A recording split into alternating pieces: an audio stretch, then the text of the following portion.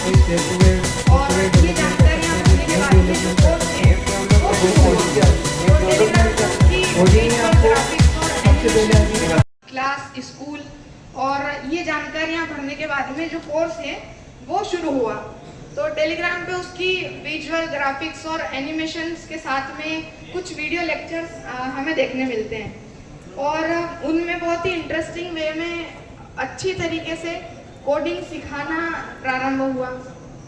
धीरे धीरे करके उसमें जो है लेक्चर्स आगे बढ़ते जा रहे हैं और एक लेक्चर के बाद में आपको नीचे एक डन का ऑप्शन मिलता है। जब आप उसको क्लिक करेंगे तो आपको एक नोट्स मिल जाएंगे।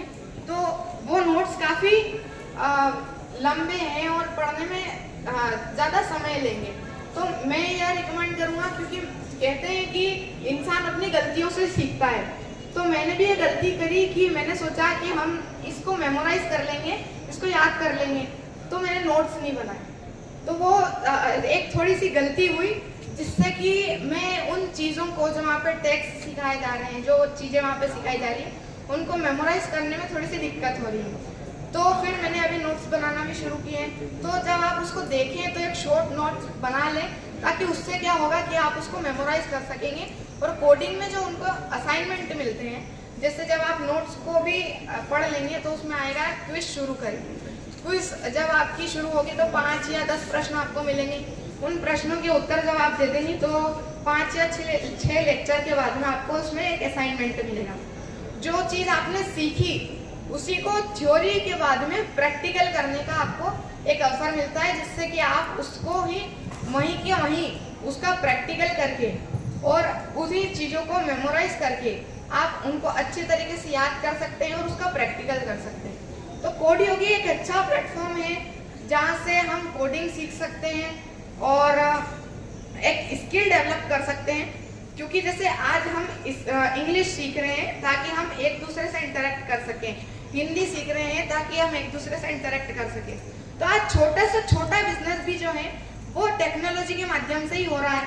जैसे अगर हम एक मोची की दुकान पे भी जाते हैं तो वहाँ पे भी हमको स्वाइपिंग मशीन देखने को मिल जाती है, QR कोड देखने को मिल जाता है। तो जब आज एक छोटा से छोटा बिजनेसमैन भी जब एक टेक्नोलॉजी के माध्यम से अपने बिजनेस को आगे बढ़ा रहा है, तो आगे जैसे हम आगे का जो ज़माना आएगा उसमें AI और कोडिंग की बहुत ज़्यादा आवश्यकता पड़ेगी। और उस आवश्यकता को पूरे करते हुए, क्योंकि इंटरेक्ट हमें कंप्यूटर से भी करना पड़ेगा, और उसी आवश्यकता को पूरा करते हुए अगर हम कोडिंग सीखने का एक अच्छा प्लेटफॉर्म मिल रहा है, एक निःशुल्क प्लेटफॉर्म मिल रहा है, तो हमें उसका लाभ उठाना चाहिए और कोडिंग सीख के एक स्किल डेवलप करना चाहिए। Thank you.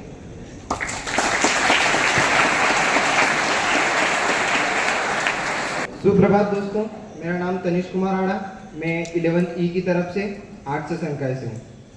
सबसे पहले मेरा आपसे एक प्रश्न था, कोडिंग होता क्या है? किसी को पता है? वेब डेवलपमेंट तो कोडिंग के वेब डेवलपमेंट के अंदर कोडिंग आता है। मैं बताता हूँ। कोडिंग वो चीज़ है जिसमें आपको अलग अलग प्रकार के टैग्स, HTML टैग्स जैसे ऐसे बहुत सारी चीज़ें div वगैरह देखने को मिल जाती है। कोडिंग से आप वेब डेवलपमेंट कर सकते हैं, कोई सॉफ्टवेयर डेवलपमेंट कर सकते हैं, कोई गेम डेवलपमेंट कर सकते हैं और बहुत सारी चीज़ें कर सकते हैं इसी। कोडिंग में आपको सबसे पहले अभी जावास्क्रिप्ट, HTML और CSS तीनों चीज़ें सिखाई जाएगी। ये चीज़ें आपको वेब डेवलपमेंट के लिए आगे बढ़ाने के लिए रहती है। और जैसे कि भाइयों ने बताया सब कुछ वैसा ही है, बस मैं आपको ये बता रहा हूँ कि जैसे ही आपकी 50 लेवल होती है उसमें लेवल्स रहती है। 50 लेवल कंप्लीट होने पर आपका इंटरव्यू होता है। इंटरव्यू के बाद आपको सर्टिफिकेट मिल जाता है। वो सर्टिफिकेट अगर आप कहीं भी किसी भी कंपनी में लगाते हो, वो सर्टिफिकेट आपके लिए लैंग्वेज के लिए रहता है।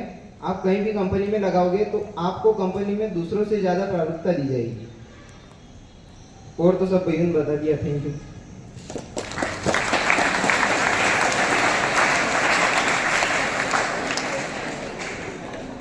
जो थोड़ी सी छूट रही है कि जो कोर्स